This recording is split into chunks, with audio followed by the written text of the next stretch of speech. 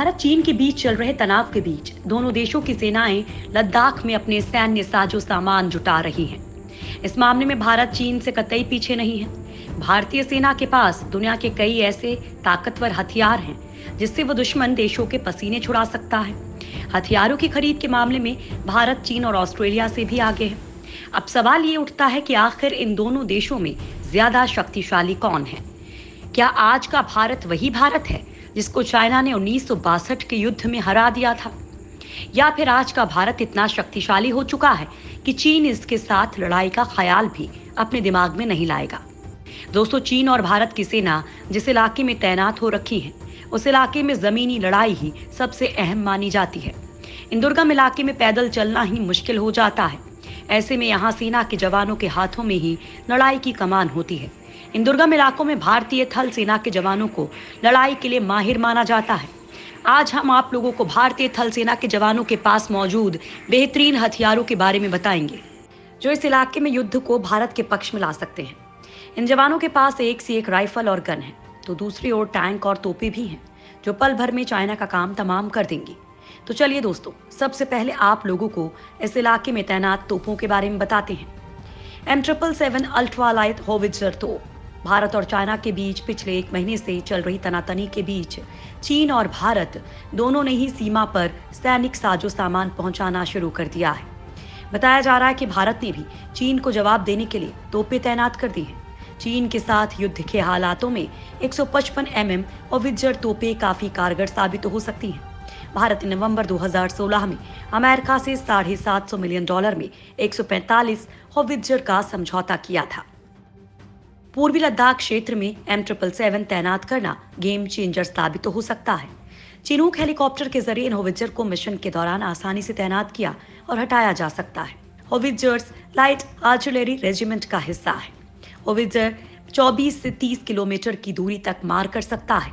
माना जा रहा है कि चीन के करीब वास्तविक नियंत्रण रेखा पर होवित्जर्स को तैनात किया जा चुका है।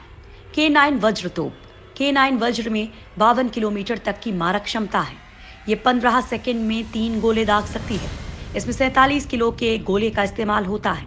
K9 वज्र सड़क और रेगिस्तान में चलने में सक्षम है।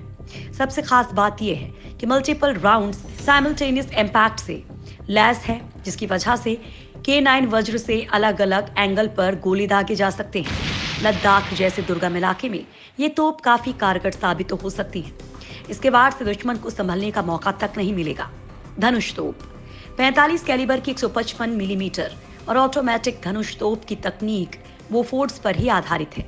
धनुष तोप दूर तक मार कर सकती है और मुश्किल से मुश्किल रास्तों पर भी आसानी से चल सकती है। ये दिन में ही नहीं बल्कि रात में भी सटीक निशाना लगा सकती है।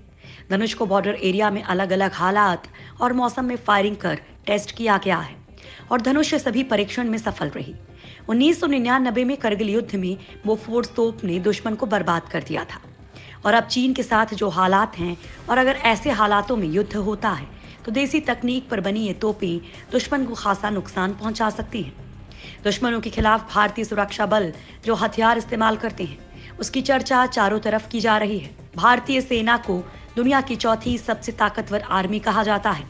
सबसे मजबूत होने के नाते ये दुश्मनों को निशाना बनाने के लिए सबसे खतरनाक हथियारों का इस्तेमाल करती है। जिन खतरनाक गन और बंदूकों की वजह से भारतीय सेना सबसे शक्तिशाली मानी जाती है उनके बारे में हम आप लोगों को बताते हैं। इंसास राइफल। इंसास राइफल का इस्तेमाल आर्मी के साथ ही बाकी सशस्त्र बल भी करते हैं। इसका पूरा नाम इंडियन स्मॉल आर्म सिस्टम है। इसका कैलिबर 5.56 mm है। इसका डिजाइन AK-47 की तर्ज पर किया गया है। इसे सबसे पहले 1998 की गणतंत्र दिवस में प्रदर्शित किया गया था। 1999 के करगिल युद्ध में सबसे पहले इस्तेमाल किया गया था। हालांकि इंसास राइफल का उत्पादन 1997 में ही शुरू किया गया था। ये बाकी हथियारों की तुलना में हल्का और रिकॉइल एनर्जी कम होने के कारण हैंडलिंग और फायरिंग करने में आसान है। लद्दाख की दुर्गम पहाड़ियों में भारतीय सेना के जवान इस राइफल से दुश्मन का काम तमाम कर सकते हैं। विध्वंसक एंटी मैटीरियल राइफल। विध्वंसक एंटी मैटीरियल एक स्वदेश निर्मित गन है जिसका इस्तेमाल ज्यादातर सीमा सुरक्षा बल के जवान करते हैं। इसका निर्माण ऑर्डिनेंस फैक्ट्री तिरुचिरापल्ली में किया जाता है। इससे दुश्मनों के बंकर, वाहन, रडार सिस्टम, संचार साधन और एयरक्राफ्ट को निशाना बनाने में किया जाता है। राइफल को मैगजीन फीड किया जाता है और मैनुअल बोल्ट एक्शन के माध्यम से फिर लोड किया जाता है। यह 1800 मीटर की रेंज तक कवर करती है। इसे बहुत ही घातक माना जाता है। चीन के खिलाफ इस राइफल का इस्तेमाल कर सेना काफी दूर से ही चीन के टैंकों और हेलीकॉप्टर को निशाना बना सकती है। IMI Galil 7.62 sniper rifle. Galil Israel Military Industries की बनाई है।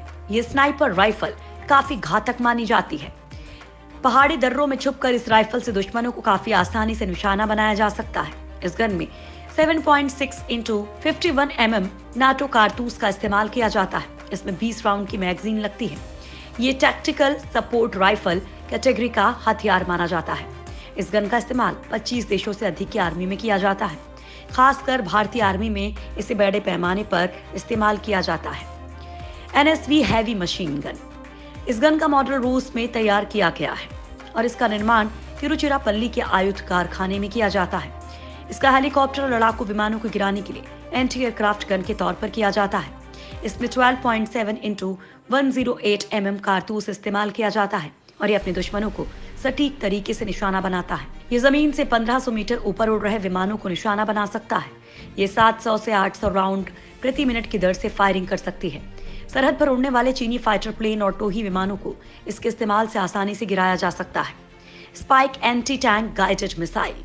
यह भारतीय थल सेना का सबसे खतरनाक पोर्टेबल हथियार है, जिसका इस्तेमाल कंधे पर रखकर मिसाइल दागने में किया जाता है। जिन इलाकों से मिसाइल को लॉन्च नहीं किया जा सकता, उन इलाकों में ये स्पाइक मिसाइल काफी कारगर साबित होती है। इसकी फायरिंग रेंज 1.5 किलोमीटर से 25 किलोमीटर तक है।